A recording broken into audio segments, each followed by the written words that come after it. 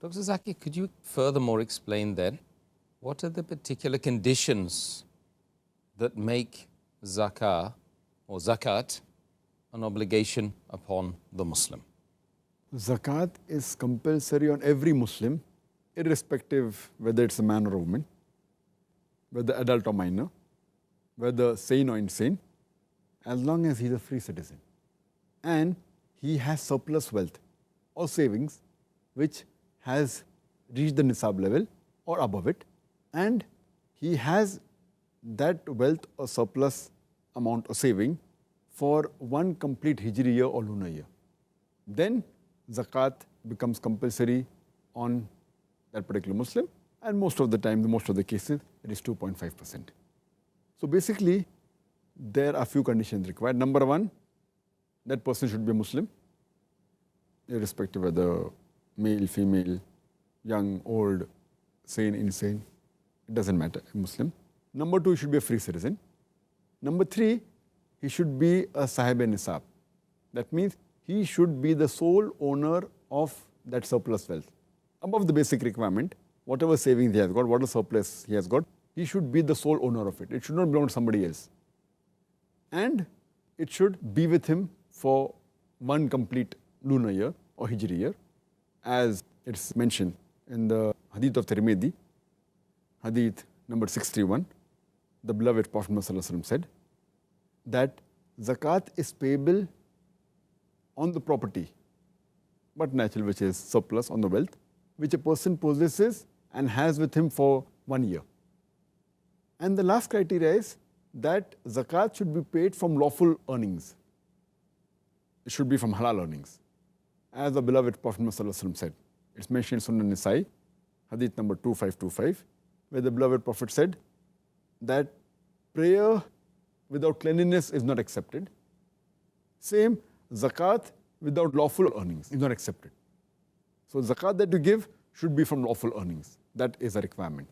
And if it's a minor or if it's an insane person, the person who's the guardian of the wealth of that insane person or the minor person, he should pay zakat on behalf of that insane or minor person from his wealth. I see. Dr. Zakir, you mentioned the term nisab. Could you explain to the viewers what the term means? And furthermore, the understanding is that Allah subhanahu wa ta'ala has only made zakat incumbent upon the person who has reached the nisab level. Could you also explain what is the implications of that? As far as the word nisab is concerned, nisab is an amount laid down by Allah subhanahu wa ta'ala, the minimum amount that when it reaches, and it keeps on changing on different properties.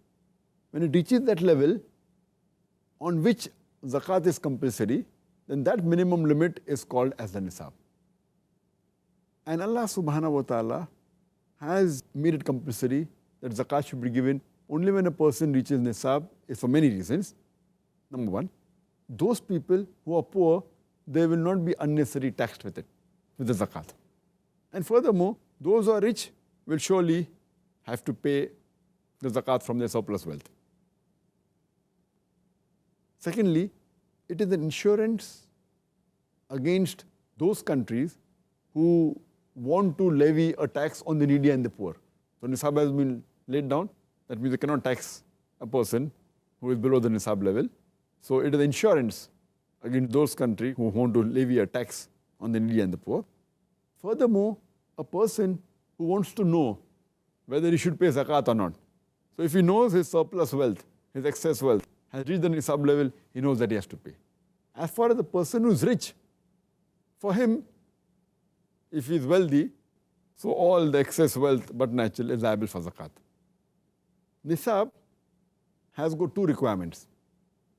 Number one, that it should be above the basic requirements known as fadl, above the requirement of human being. So it is besides the clothing, shelter, lodging, boarding, all the basic requirements of human being.